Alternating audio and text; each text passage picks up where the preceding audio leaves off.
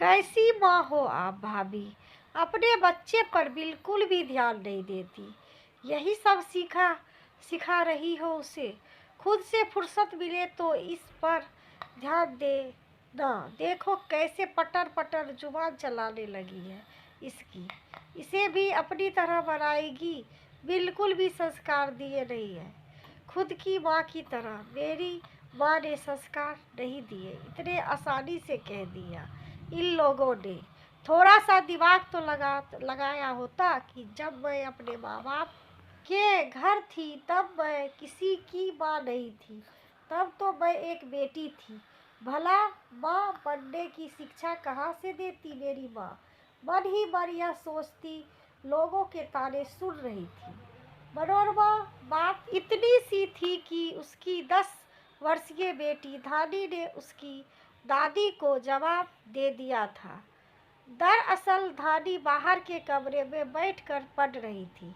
वहीं उसकी दादी और चाची कमरे में बैठे टीवी देख रहे थे। उसी समय दादी को पानी पीने की इच्छा हुई, जो उनके कमरे में ही टेबल पर रखा हुआ था, जिसे वे खुद उठाकर ले सकती थी या फिर उनके बेटे उठाकर दे सकते थे। लेकिन उसके लिए भी उन्होंने धानी को आवाज़ लगाई। धानी किचन में से पानी का गिलास लेकर आई तो टेबल पर पानी रखा देखकर बोली कि पानी यही तो रखा था, फालतू ही मुझे होमवर्क करते हुए परेशान कर दिया।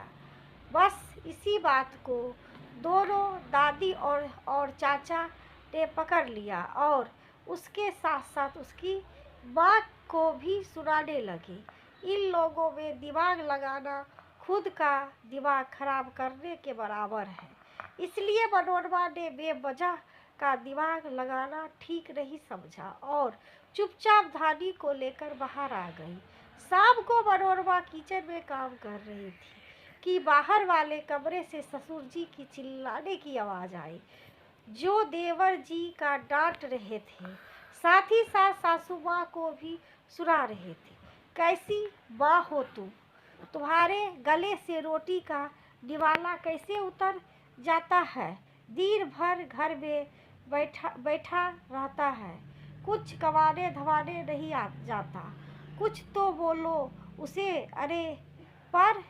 अरे अब एग्ज़ाम तो क्लियर कर लिया है, अब सरकारी कब है, अभी तक अपॉइंटमेंट लेटर नहीं आया, तो इसमें इसकी क्या गलती। बस तुम्हारी यही पक्ष लेने की आदत ने इसे बिगाड़ रखा है। अपने पिता से जुबान लड़ा रहा है। अरे बस इतनी ही तो कह रहा है कि आप थोड़ा सब्र रखो। बस यही संस्कार दो, अपने पिता से जुबान लड़ाने की। खुद के माँ ने जो संस्कार दिए हैं वही तो अपने बच्चों को दे रही हो। ऐसा कहकर ससुर जी अपने कमरे में चले गए। सासू माँ ने पलट कर देखा तो मनोरमा वही खड़ी थी। उसे देखते ही बोली, अब तुम यहाँ खड़ी खड़ी क्या सुन रही हो, जाकर किचन में अपना काम करो। मम्मी जी, मैं तो सिर्फ यह सुन रही थी कि माँ मेरी हो चाहे आपकी, हमेशा माँ ही बुरी होती है।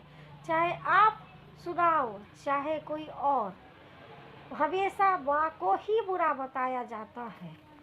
ऐसा कहकर मनोरमा चुपचाप किचन में चले गई और सासू माँ चुपचाप उसे देखती रह गई।